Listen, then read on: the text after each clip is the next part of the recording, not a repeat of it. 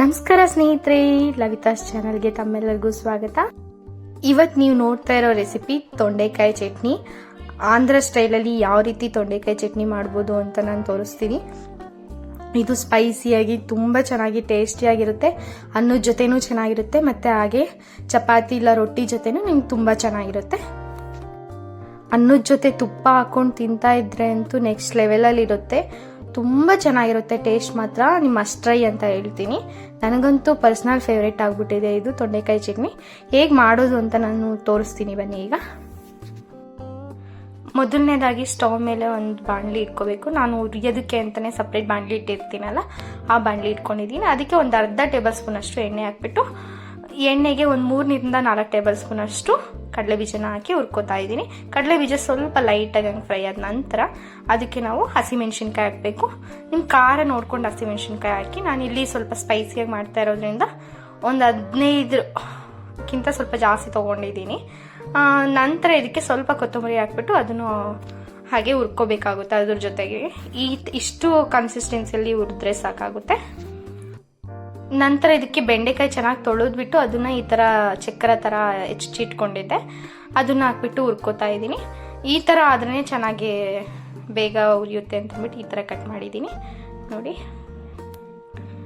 ಇದಕ್ಕೂ ಅಷ್ಟೇ ಸ್ವಲ್ಪ ಎಣ್ಣೆ ಹಾಕ್ಬಿಟ್ಟು ಒಂದು ಅರ್ಧ ಟೇಬಲ್ ಸ್ಪೂನ್ ಇಲ್ಲ 1 ಟೇಬಲ್ ಸ್ಪೂನ್ ಅಷ್ಟು ಹಾಕ್ಬೋದು. ಹಾಕ್ಬಿಟ್ಟು ಈ ಥರ ಮುಚ್ಚಳ ಮುಚ್ಚಿ ತೆಗೆದು ನೋಡ್ತಾ ಇರಬೇಕು ಬೆಂದಿದೆಯಾ ಇಲ್ವಾ ಅಂತ. ಅವಾಗವಾಗ ಈ ಥರ ಕದಲಿಸ್ತಾ ಇರಬೇಕು, ಇಲ್ಲಾಂದರೆ ಸೀದೋಗುತ್ತೆ ಅಂತ ಭಯ. ನೋಡಿ, ಕದಲಿಸಿ ಈ ಥರ ಈ ಕನ್ಸಿಸ್ಟೆನ್ಸಿ ಬರೋವರೆಗೂ ನೀವು ಹುರ್ಕೋಬೇಕಾಗುತ್ತೆ ಅದನ್ನು. ನಂತರ ಇದಕ್ಕೆ ನಾನು 2 ಟೊಮೊಟೊನ ಹೆಚ್ಚಿ ಹಾಕ್ತಾ ಇದ್ದೀನಿ.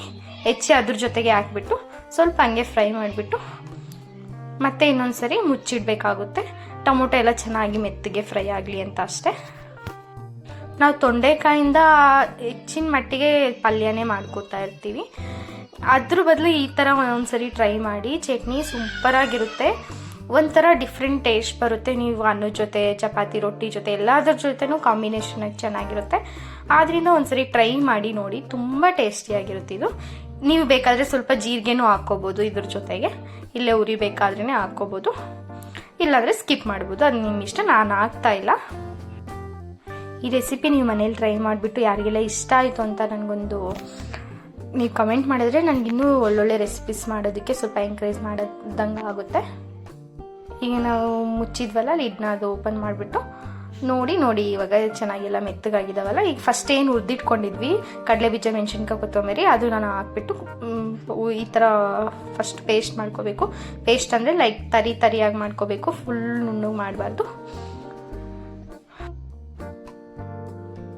ಇದು ತರಿ ಆಗೋ ಥರ ಮಿಕ್ಸಿ ಮಾಡ್ತೀವಲ್ಲ. ನಂತರ ಇದಕ್ಕೆ ನಾನು ಸ್ವಲ್ಪ ಒಂದು 2 ತೊಳೆ ಅಷ್ಟು ಹುಣಸೆಹಣ್ಣು ಮತ್ತು 1 ಗೆಡ್ಡೆ ಅಷ್ಟು ಬೆಳ್ಳುಳ್ಳಿ ಹಾಕ್ತಾ ಇದ್ದೀನಿ. ಅದನ್ನು ಹಾಕ್ಬಿಟ್ಟು ನಂತರ ಅದಕ್ಕೆ ತೊಂಡೆಕಾಯಿ ನಾವೇನು ಹುರಿದಿಟ್ಕೊಂಡಿದ್ವೋ ಅದನ್ನು ಹಾಕ್ಬಿಟ್ಟು ಈ ಥರ ನೋಡಿ, ಈ ಕನ್ಸಿಸ್ಟೆನ್ಸಿಯಲ್ಲಿ ನಾವು ಪೇಸ್ಟ್ ಮಾಡಬೇಕಾಗುತ್ತೆ. ನೋಡ್ತಾ ಇದ್ರೇ ಬಾಯಲ್ಲಿ ನೀರು ಬರ್ತಾ ಇದೆಯಲ್ಲ, ಅಷ್ಟು ಚೆನ್ನಾಗಿದೆ. ಇದೆಲ್ಲ ಹಾಕ್ಬಿಟ್ಟು ಈ ಕನ್ಸಿಸ್ಟೆನ್ಸಿಯಲ್ಲಿ ನಾವು ಪೇಸ್ಟ್ ಮಾಡಿಕೊಂಡ್ರೆ ಸಾಕಾಗುತ್ತೆ. ನೋಡಿದ್ರಲ್ಲ, ಈ ರೆಸಿಪಿ ನಿಮ್ಗೆ ಇಷ್ಟ ಆಗಿದ್ರೆ ಪ್ಲೀಸ್ ಲೈಕ್ ಮಾಡಿ, ಹಾಗೆ ಫ್ರೆಂಡ್ಸ್ ಅಂಡ್ ಫ್ಯಾಮಿಲಿ ಜೊತೆ ಶೇರ್ ಮಾಡಿ. ನಿಮ್ಗೆ ಇದೇ ಥರ ವಿಡಿಯೋಸ್ ಬೇಕು ಅಂತಂದರೆ ದಯವಿಟ್ಟು ಸಬ್ಸ್ಕ್ರೈಬ್ ಮಾಡ್ಕೊಳ್ಳಿ. Thanks for watching.